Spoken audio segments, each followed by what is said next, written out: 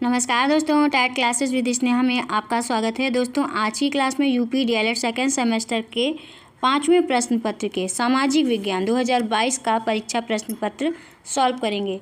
आइए क्लास शुरू करते हैं। दोस्तों, स्क्रीन पे पहला क्वेश्चन है,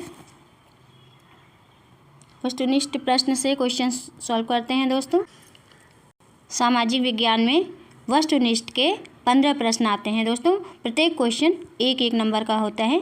आइए क्वेश्चन सॉल्व करते हैं। पहला क्वेश्चन है स्क्रीन पे, हर्षचरित के रचयिता कौन थे दोस्तों? ऑप्शन है हर्ष, ऑप्शन है बाणभट्ट, ऑप्शन है भवभूति, ऑप्शन है मातंग। फर्स्ट का कौन सा ऑप्शन सही होगा दोस्तों? फर्स्ट का ऑप्शन सही हो जाएगा, ऑप्शन है बाणभट्ट। सेकंड क्वेश्चन है, चालुक्य वंश का सबसे प्रतापी राजा कौन था दोस्तों? ऑप्शन है जयसिंह, ऑप्शन है रणराज, ऑप्शन है पुलकेशिन द्वितीय, ऑप्शन है पुलकेशिन प्रथम।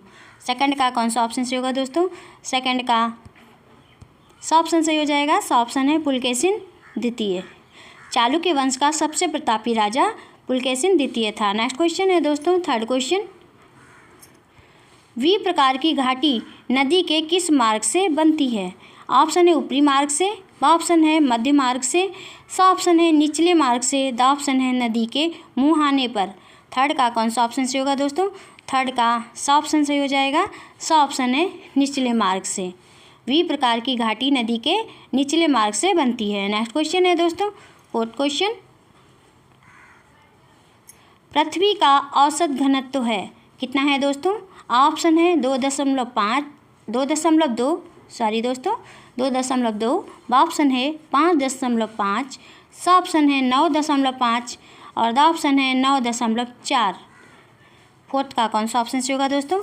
फोर्थ का ऑप्शन सही हो जाएगा, ऑप्शन है 5.5। पृथ्वी का औसत घनत्व है 5.5। नेक्स्ट क्वेश्चन है फिफ्थ क्वेश्चन, भृगु का निर्माण कहाँ होता है दोस्तों? ऑप्शन है पहाड़ी भागों में, ऑप्शन है समूह के किनारे, ऑप्शन है हिमानी क्षेत्र, ऑप्शन है मरुस्थल में। फिफ्थ का कौन सा ऑप्शन सही होगा दोस्तों? फिफ्थ का ऑप्शन सही हो जाएगा, ऑप्शन है समूह के किनारे। भृगु का निर्माण होता है समूह के किनारे। नेक्स्ट क्वेश्चन है सिक्स्थ क्वेश्चन, प्रारूप समिति के अध्यक्ष कौन थे? ऑप्शन है डॉक्टर भीमराव अम्बेडकर, ऑप्शन है डॉक्टर राजेंद्र प्रसाद, ऑप्शन है महात्मा गांधी, ऑप्शन है जवाहरलाल नेहरू।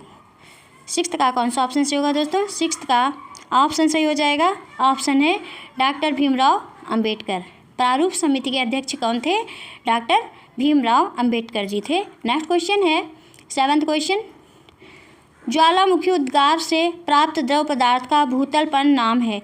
ऑप्शन है सियाल, ऑप्शन है सीमा, ऑप्शन है निफा, ऑप्शन है लावा। सेवन्थ का कौन सा ऑप्शन सही होगा दोस्तों? सेवन्थ का ऑप्शन सही हो जाएगा, ऑप्शन है लावा। ज्वालामुखी उद्गार से प्राप्त द्रव पदार्थ का भूतल पर नाम है लावा। नेक्स्ट क्वेश्चन है एट क्वेश्चन, सापेक्ष आर्द्रता मापी जाती है किससे मापी जाती है दोस्तों? ऑप्शन है हाइड्रोमीटर, ऑप्शन है हाइग्रोमीटर, ऑप्शन है बैरोमीटर, ऑप्शन है एनीमोमीटर। एट का कौन सा ऑप्शन सही होगा दोस्तों? एट का ऑप्शन सही हो जाएगा, ऑप्शन है हाइग्रोमीटर। सापेक्ष आर्द्रता मापी जाती है हाइग्रोमीटर से। नेक्स्ट क्वेश्चन है नाइन्थ क्वेश्चन, सर्वाधिक लवणता वाला सागर है। ऑप्शन है कैस्पियन सागर, ऑप्शन है लाल सागर, ऑप्शन है मृत सागर, ऑप्शन है भूमध्य सागर।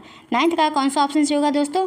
नाइन्थ का ऑप्शन सही हो जाएगा, ऑप्शन है मृत सागर। टेंथ क्वेश्चन है धन्वंतरि किस काल के वैद्य थे? ऑप्शन है मौर्य काल, ऑप्शन है गुप्त काल, ऑप्शन है महाजनपद काल, ऑप्शन है राजपूत काल। टेंथ का कौन सा ऑप्शन सही होगा दोस्तों? टेंथ का ऑप्शन सही हो जाएगा, ऑप्शन है गुप्त काल। नेक्स्ट क्वेश्चन है 11th क्वेश्चन, अलाउद्दीन खिलजी ने कितने वर्ष शासन किया दोस्तों? ऑप्शन है 10 वर्ष, ऑप्शन है 15 वर्ष, ऑप्शन है 20 वर्ष और ऑप्शन है 5 वर्ष। 11th का कौन सा ऑप्शन सही होगा दोस्तों? 11th का ऑप्शन सही हो जाएगा, ऑप्शन है 20 वर्ष। अलाउद्दीन खिलजी ने 20 वर्ष शासन किया। नेक्स्ट क्वेश्चन है दोस्तों 12th क्वेश्चन, मत विलास प्रहसन नामक पुस्तक के लेखक हैं कौन हैं दोस्तों? ऑप्शन है महेंद्र वर्मा, ऑप्शन है पुलकेशिन द्वितीय, ऑप्शन है नरसिंह वर्मन और ऑप्शन है राजराज प्रथम। 12th का कौन सा ऑप्शन सही होगा दोस्तों? 12th का ऑप्शन सही हो जाएगा, ऑप्शन है महेंद्र वर्मा। मत विलास प्रहसन नामक पुस्तक के लेखक महेंद्र वर्मा हैं। नेक्स्ट क्वेश्चन है दोस्तों 13 नंबर का क्वेश्चन। जौहर प्रथा का प्रचलन था। ऑप्शन है मौर्य काल, ब ऑप्शन है गुप्त काल, स ऑप्शन है महाजनपद काल, द ऑप्शन है राजपूत काल। 13 का कौन सा ऑप्शन से होगा दोस्तों? 13 का द ऑप्शन से हो जाएगा। द ऑप्शन है राजपूत काल से। जौहर प्रथा का प्रचलन था राजपूत काल से। नेक्स्ट क्वेश्चन है 14 क्वेश्चन। जब बजट जिसमें आय व्यय बराबर होता है, क्वेश्चन है वह बजट जिसमें आय व्यय बराबर होता है। ऑप्शन है जीरो आधारित बजट, ब ऑप्शन है संतुलित बजट, स ऑप्शन है घाटे का बजट, द ऑप्शन है बचत का बजट। 14 का कौन सा ऑप्शन से होगा दोस्तों? 14 का ब ऑप्शन से हो जाएगा। ब ऑप्शन है संतुलित बजट। वह बजट जिसमें आय व्यय बराबर होता है संतुलित बजट कहलाता है। नेक्स्ट क्वेश्चन है 15 क्वेश्चन। भारतीय कृषि में निम्न उत्पादकता का कारण है। ऑप्शन है पिछड़ी तकनीकी, ब ऑप्शन है जोत का छोटा आकार, स ऑप्शन है साग का प्रभाव, द ऑप्शन है उपर्युक्त सभी। 15 का कौन सा ऑप्शन से होगा दोस्तों? 15 का द ऑप्शन से हो जाएगा। द ऑप्शन है उपर्युक्त सभी। भारतीय कृषि में निम्न उत्पादकता का कारण पिछड़ी तकनीकी, जोत का छोटा आकार और साग का प्रभाव, तीनों ही कारण हैं भारतीय कृषि में निम्न उत्पादकता के। ये वस्तुनिष्ठ क्वेश्चन थे दोस्तों 15। ये एक एक नंबर के होते हैं। आगे सॉल्व करते हैं अति लघु उत्तरीय प्रश्न। ये भी एक एक नंबर के होते हैं। 15 क्वेश्चन आते हैं दोस्तों। आइए एक एक करके इन क्वेश्चनों को सॉल्व करते हैं। पहला क्वेश्चन है अति लघु उत्तरीय प्रश्न। पहला है डेल्टा किसे कहते हैं? किसे कहते हैं दोस्तों? किसे कहते हैं दोस्तों? आंसर होगा इसका नदी के मुहाने पर उसके द्वारा लाए गए अवरोधों को डेल्टा कहते हैं। नेक्स्ट क्वेश्चन है दोस्तों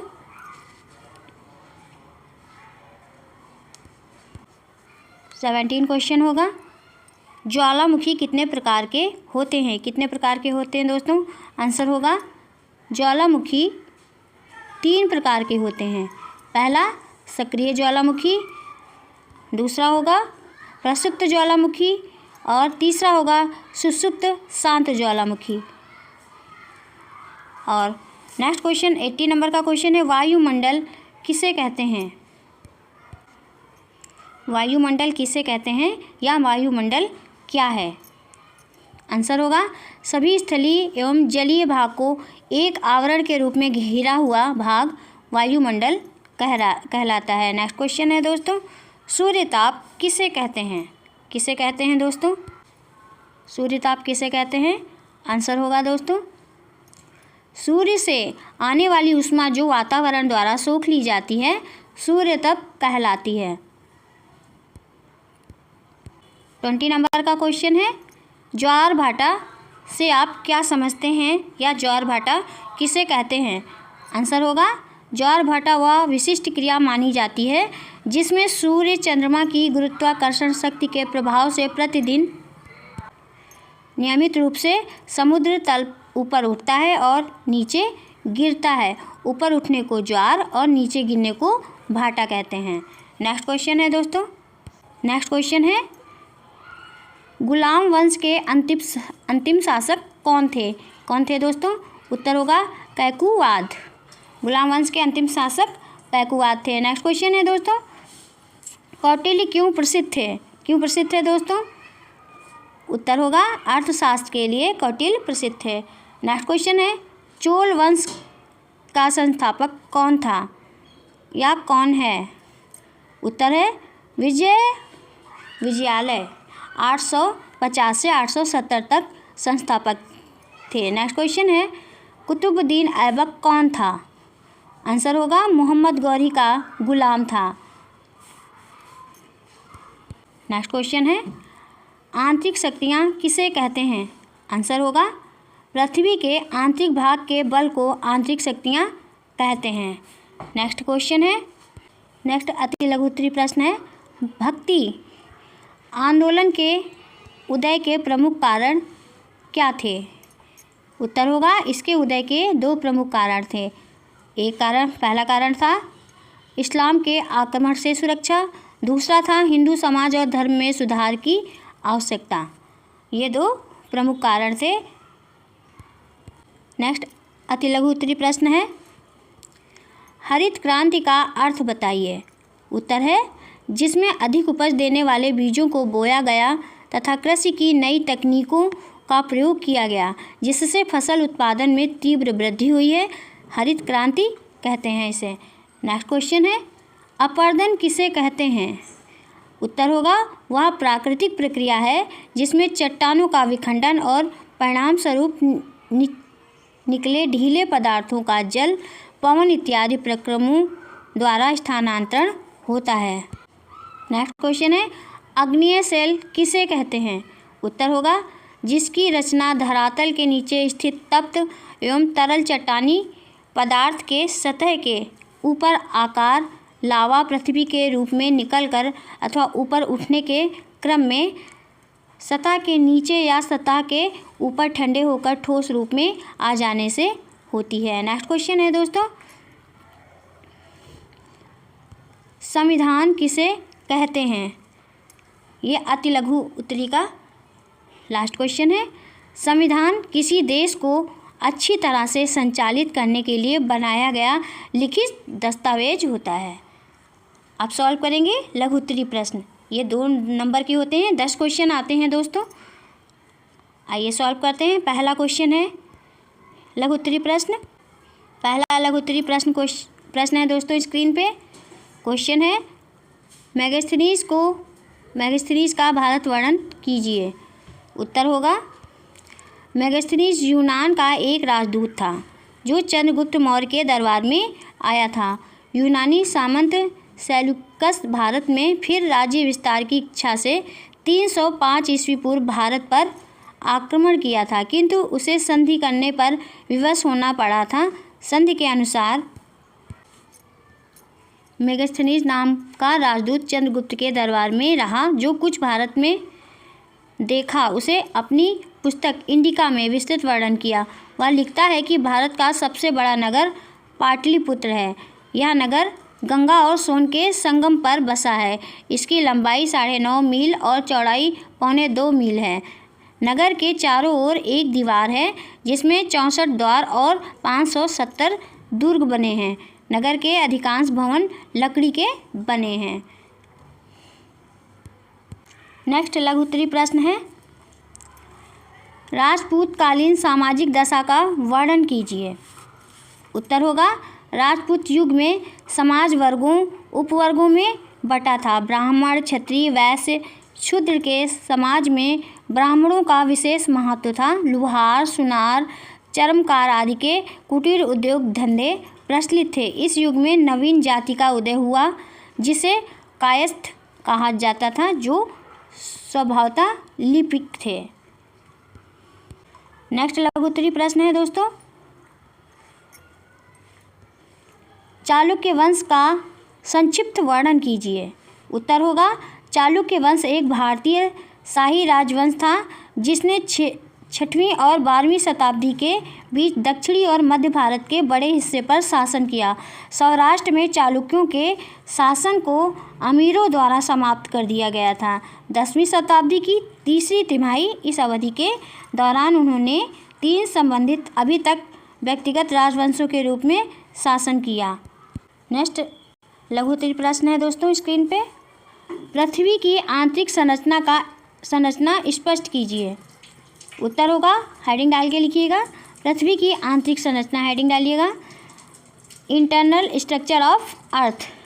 पृथ्वी के धरातल का स्वरूप पृथ्वी की आंतरिक अवस्था और संरचना का परिणाम है, अतः पृथ्वी की आंतरिक संरचना का विशेष स्थान है। वैज्ञानिकों में पृथ्वी की आंतरिक संरचना के बारे में मतभेद है। भूगर्भ में पाई जाने वाली परतों को मोटाई, घनत्व, द्रव्यमान आदि पर सहमति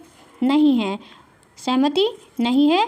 भौतिक तथा रासायनिक गुणों के आधार पर पृथ्वी की आंतरिक संरचना को 3 परतों में पहचाना जा सकता है। पहली है भूपर्टी, जिसे इंग्लिश में क्रस्ट बोलते हैं। दूसरी है मेटल। तीसरी है कोर, या इंग्लिश में क्रोड बोलेंगे। भूपर्टी का हम विस्तार से वर्णन करेंगे, मतलब कुछ उसके बारे में भी लिखेंगे। पृथ्वी की बाहरी सतह भूपटल या भूपटल कहलाती है। भूपटल की मोटाई महाद्वीप क्षेत्र में लगभग 35 किलोमीटर और महासागरों के नीचे लगभग 5 किलोमीटर तक हो सकती है। यह परत पृथ्वी के संपूर्ण द्रव्यमान का करीब 0.5% हिस्सा रखती है। भूपटल मुख्यतः बेसाल्ट और ग्रेनाइट से बना होता है। यह परत आंतरिक परतों की अपेक्षा अधिक ठंडी और कठोर होती है। भूपटल का औसत घनत्व 2.75 से 2.90 तक है। IUGG international union of geodesy and geophysics के अनुसार भूपटल की औसत मोटाई लगभग 30 से 33 किलोमीटर के मध्य है। दूसरा है मेटल। यह पृथ्वी की सतह में भूपटल के बीच लगभग 100 से 2900 किलोमीटर नीचे तक विस्तृत है। यह पृथ्वी के आयतन का 16% होता है। इसके ऊपरी भाग में एक अर्धतल परत होती है जिसे दुर्बलता मंडल कहा जाता है। इसी परत में मैग्मा धरातल से बाहर निकलता है। मेंटल को 2 भागों में विभाजित किया जाता है, ऊपरी मेटल और निचला मेटल। पृथ्वी के कुल द्रव्यमान का लगभग 70% हिस्सा रखने वाला मेटल क्षेत्र ठोस चट्टानों से बना होता है। मेटल परत मुख्यतः लौह मैग्नीशियम सिलिकेट से बनी होती है। तीसरी परत होगी कोर। यह पृथ्वी की संरचना की सबसे भीतरी परत है। यह पृथ्वी की संरचना की सबसे भीतरी परत है। यह पृथ्वी की सतह के नीचे 2900 किलोमीटर से लेकर 6400 किलोमीटर तक विस्तृत है तथा पृथ्वी के क्षेत्रफल का 83% निर्मित करता है। केंद्रीय भाग अत्यंत भारी पदार्थों से बना है जो उच्चतम सघनता में संगठित है। यह भाग निकिल और लौह धातुओं से बना है। भारी मिश्रित धातुओं एवं सिलिका से बने एक संक्रमण क्षेत्र तथा केंद्र को बाहरी परतों से पृथक किया जाता है। यह 2 भागों में विभाजित है जिसे कोर कहा जाता है।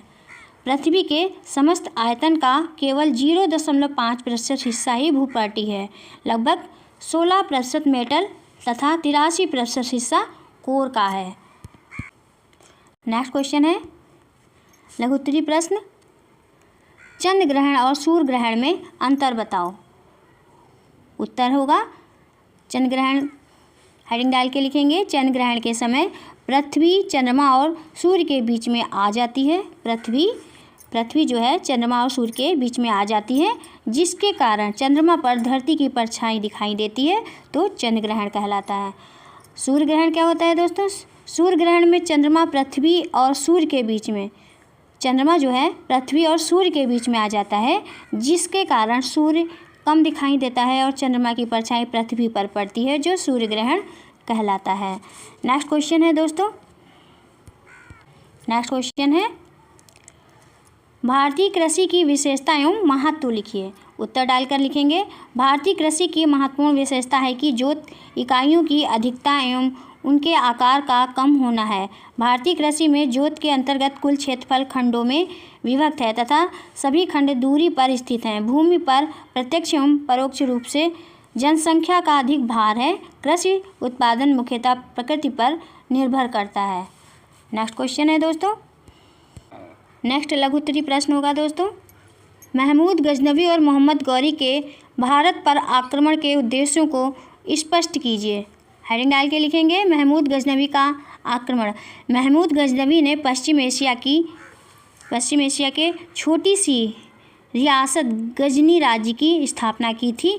वह तुर्क सरदार था।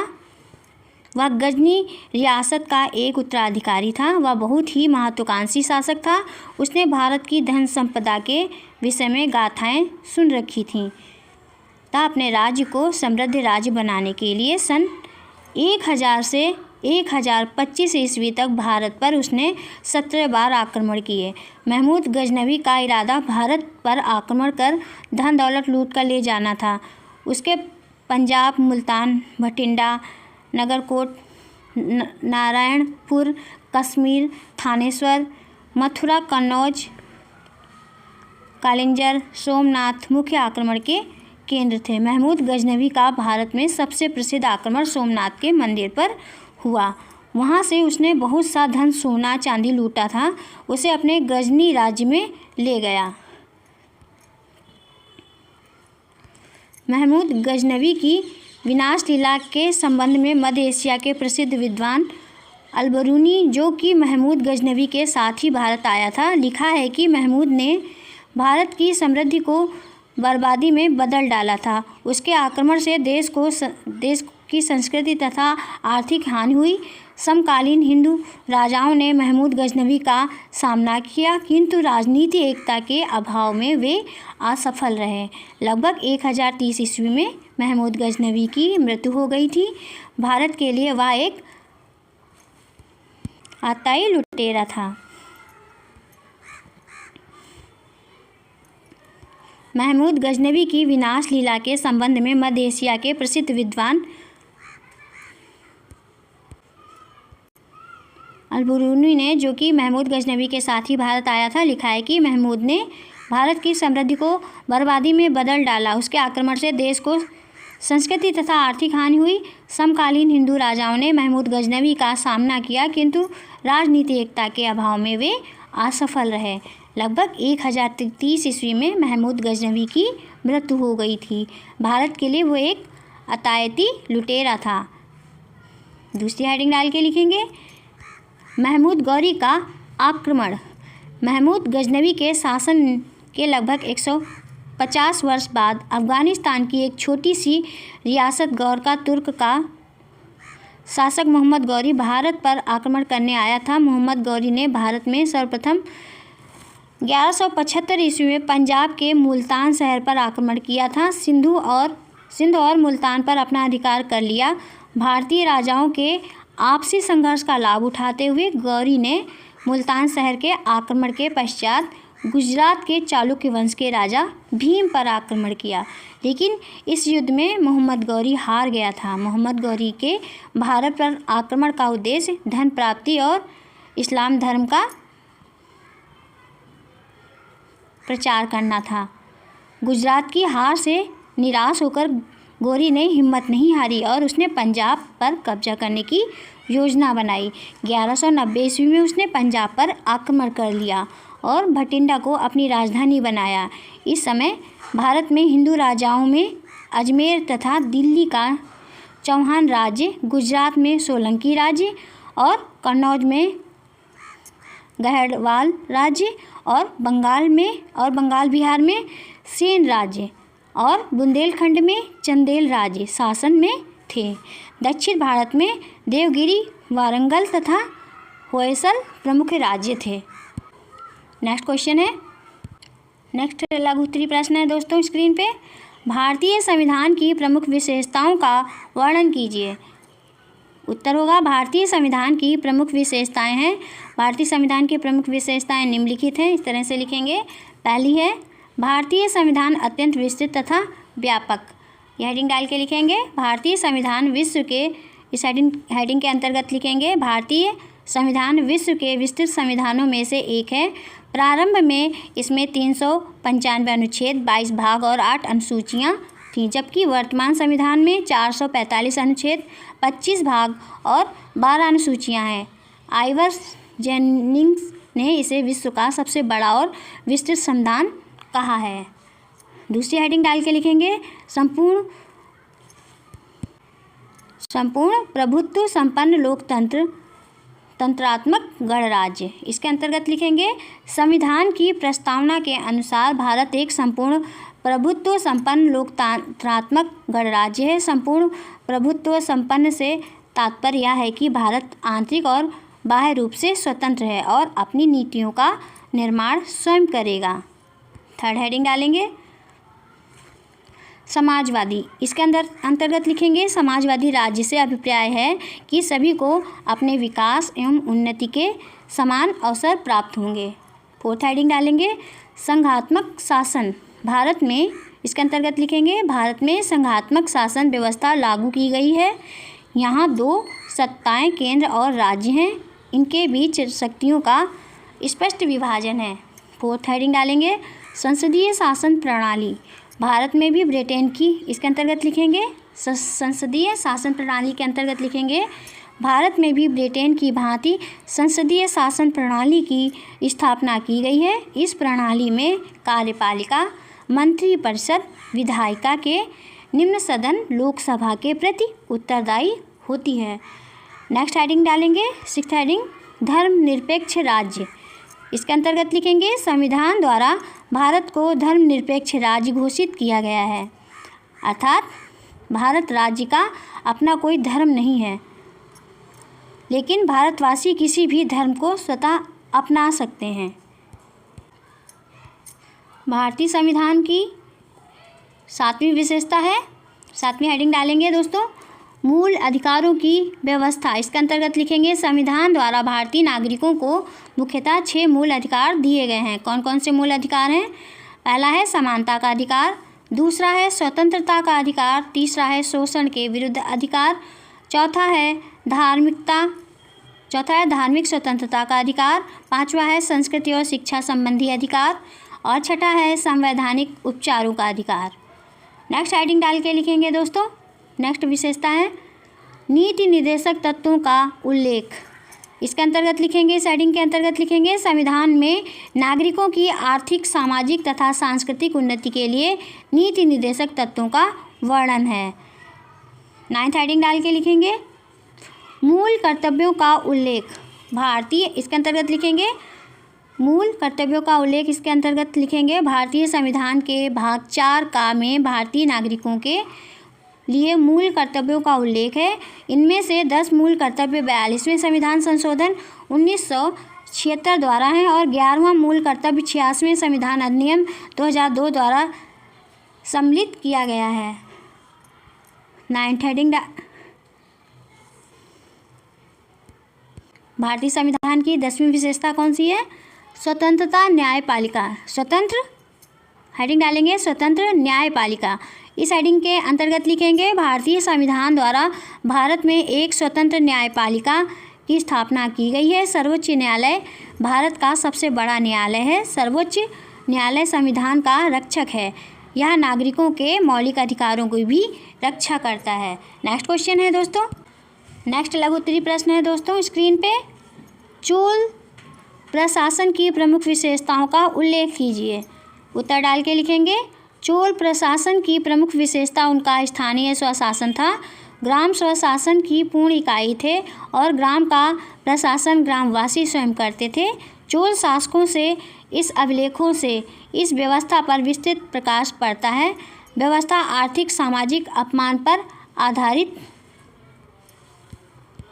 आधारित होते थे। व्यवस्था आर्थिक सामाजिक अपमान पर आधारित होते थे। नेक्स्ट क्वेश्चन 10th क्वेश्चन है, लघु उत्तरीय प्रश्न का आखिरी क्वेश्चन है दोस्तों।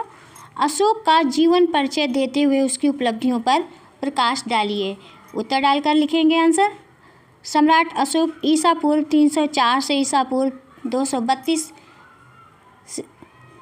विश्व प्रसिद्ध एवं शक्तिशाली भारतीय मौर्य राजवंश के महान सम्राट थे।